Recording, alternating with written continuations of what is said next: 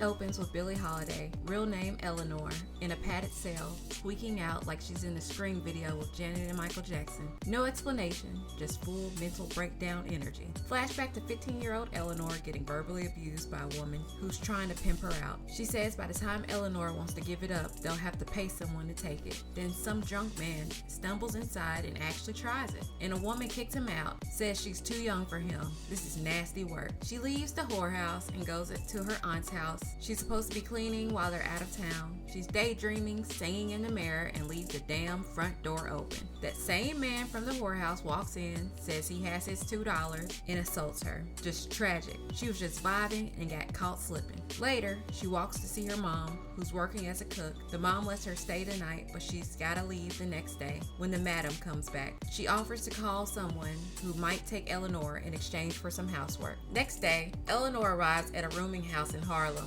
Turns out it's another whorehouse. She's like, nah, I ain't doing all that. The madam shades her and says she ain't even cute enough to charge $2 anyways. Rude as hell. So Eleanor cleans houses and gets clowned by local kids. Time passes. She starts dressing better, looking more polished. She visits her mom again, gives her some gifts, and finds out her mom got a new job and will be working nearby soon.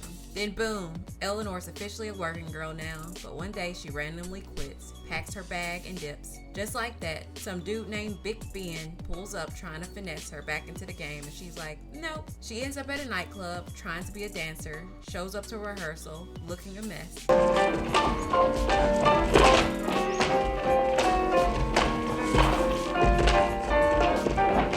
That shit was hilarious. The piano player asks if she can sing. She says yes and auditions, and she gets the job. She changes her name to Billie Holiday. The boss tells her to make at least $15 in tips that night. She's nervous on stage, and people start tipping, but she refuses to pick the money up off the table. Eventually, someone hands her $20, and she takes it. That's all it took. Suddenly, she's raking in tips like a drag queen at brunch. After the show, a man offers her a drink. She says no, not on the first night. He shades her, says he knows she used to work at the whorehouse down the street. She cusses him out. If that's what you thought, nigga, why'd you give me them damn flowers? Why didn't you just give me some money? He tries to spin the block later, takes her out. She embarrasses herself a little bit at first, then dances with him, and suddenly falls head over heels. Next thing you know, she's at his house. Yeah, she moved a little fast. They become a thing, her career picks up. She's celebrated for being a star and making the club good money. Then 2 white men offer her a tour gig. She agrees and starts touring with an all-white band. But the Jim Crow racism hits fast. They stop at whites-only restaurants and she's left outside. Sometime later, she's forced to pee in the bushes, stumbles on a family grieving a lynching. It hits her hard. During one performance, she passes out mid-song. Might be exhaustion, might be more. Her Harlem man shows up, sees her track marks, and tells her it's over. Grabs her up to take her home. He's rough about it, but it's clear he's trying to pull her out of the addiction spiral. She ignores him and stays on tour. She's invited to a radio event, but finds out the band didn't even want her there. Instead of getting mad, she shrugs it off and goes out to a bar. Back in Harlem, she tries to get drugs from one of the white band members.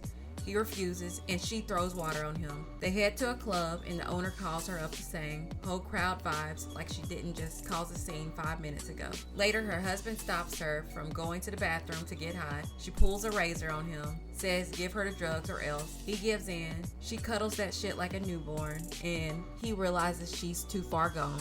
She's high as hell, slumped on the toilet. Her husband tells her he's leaving and doesn't want to see her when he gets back. Later, she's singing while clearly out of it. Someone tells her that she should visit her mom in the hospital, and she says no. She does more drugs in the dressing room. The piano guy tells her the dealer is cutting her stuff with trash. Of course, she ignores him. Then she gets a phone call. Her mom died. She flips, kicks out the drug dealer, and breaks down. She checks herself into rehab. The doctor calls her ex to come visit. He agrees. She tells her ex-husband that she's done singing because it leads her down the wrong path. Then the narcotics detective shows up and she gets arrested for drug possession. We're back at the padded cell from the beginning. The doctor and her ex visit. He gives her a shot, probably to help with withdrawals. Sometime later, she returns home. People welcome her back. She starts performing again, but because she's a convicted felon, she can't work in New York clubs. So she tours from city to city. Her husband, Louis, therapist visits. She tells him she's tired and wants to go home. He tells her to keep going. Her pianist gets beat up in her hotel room over some shady dealings and ends up dying. She gets invited to sing at Carnegie Hall. She's nervous, but Lewis supports her. They head to New York.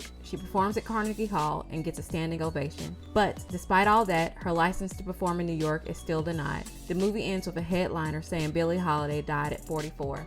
This was a long movie, and it kind of dragged out near the end, but it was way better than Sparkle. Anyways, here are my final thoughts. Hey bitches, I'm back again. So, just in case you're wondering why I got on the same outfit for the next couple videos, I am doing these videos in a batch because why not? Lady Sings the Blues. Honey, when I say this movie was way better than Sparkle, Sparkle had me so sad. Like, I saw where they were going with that, but it was not good. But this movie right here was really, really good, okay? I did know somewhat of a story about Billie Holiday. I saw a video by Corinne Alorde or something like that.